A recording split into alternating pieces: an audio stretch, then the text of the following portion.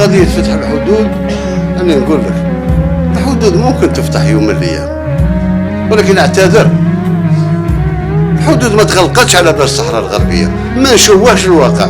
أنا نتذكر كانوا عندي شبان جامعيين هذاك نكملوا مشاو يتفسحوا تما 3 أيام باش خرجوا، اللي لقاهم يعطيهم اللي كذا. حاشا الشعب هو اللي هربهم وحتى خرجوا من الحدود. تجي في نهار واحد وقع عندك اعمال ارهابي في مراكش، اللوبي اللي عندك تما تزعزع، تاخذ قرار انت باش تقول انا ما عنديش ارهابيين، الجزائريين هما الارهابيين. وانا ذاك حدود فرنسا مبلع علينا، حدود الاخرى مبلع علينا، الطيارات ما تنزلش، تزيد تضرب لي حصار بامر من كذا. ما خلينيش نهضر، انا عارف الخبايا. صبحوا ما يقارب 350 ألف جزائري محصورين، حتى مشات لهم بواخر وحافلات. اعتذر بالعقل ونزيد اكثر. انا ذاك الجزائر كانت هي ترأس اتحاد المغرب العربي، ما خبروهمش، يسمعها في النشرة. ونزيدك اللي توصل الجزائريين او الاجانب الفرنسيين ذات اصول جزائريه يطبق عليهم الفيزا، هذه عمرها ما صارت في الاعراف الدبلوماسيه. تاريخ وضح تاريخ باللي انا لما نسمع اسبوع من بعد وزير داخليه نتاع دوله نافذه اوروبيه وعندها تواجد تما يقول الجزائر احنا عندنا كل الادله باللي الجزائر ما عندها حتى دخل في الشيء اللي صرا في مراكش، هذوك داروها مغاربه وما اعتذروش. غير كم تقبض عودك تركفوك عودك والفيزا وما نعرفوش.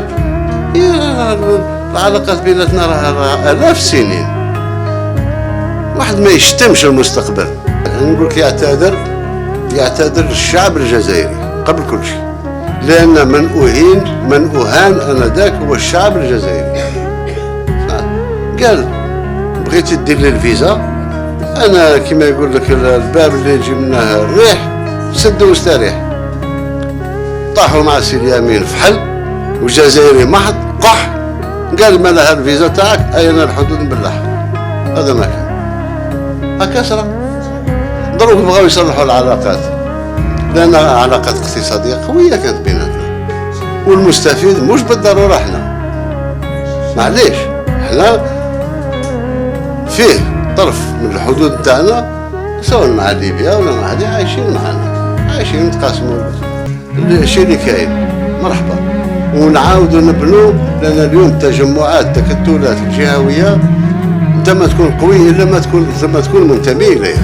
ما اقتصاد لما غدوه تبني اتحاد المغرب العربي فيه قوه نتاع يصير عندك 70 مليون مستهلك، اكثر من 70 مليون مستهلك، بالحق حتى 90 مليون من تحسبها اليوم مستهلك منتج الى اخره.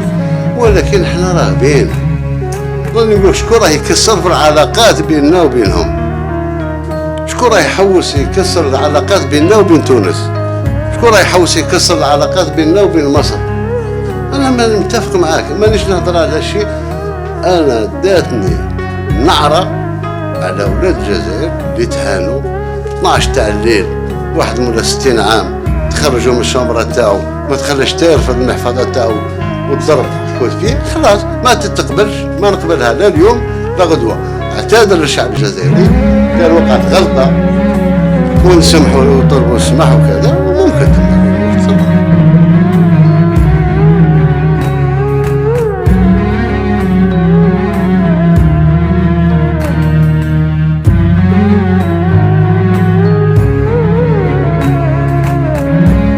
لكن إذا كنت مسلم لا تنسى اللايك لنعرف عدد المسلمين في هذا المقطع، ولا تنسى الاشتراك في القناة ومشاركة الفيديو حتى يستفيد الجميع. إذا كنت مسلما ادعمنا بالإعجاب لمعرفة عدد المسلمين في هذا الفيديو. إذا كنت مسلما ادعمنا بالإعجاب لمعرفة عدد المسلمين في هذا الفيديو. إذا كنت مسلما ادعمنا بالإعجاب لمعرفة عدد المسلمين في هذا الفيديو.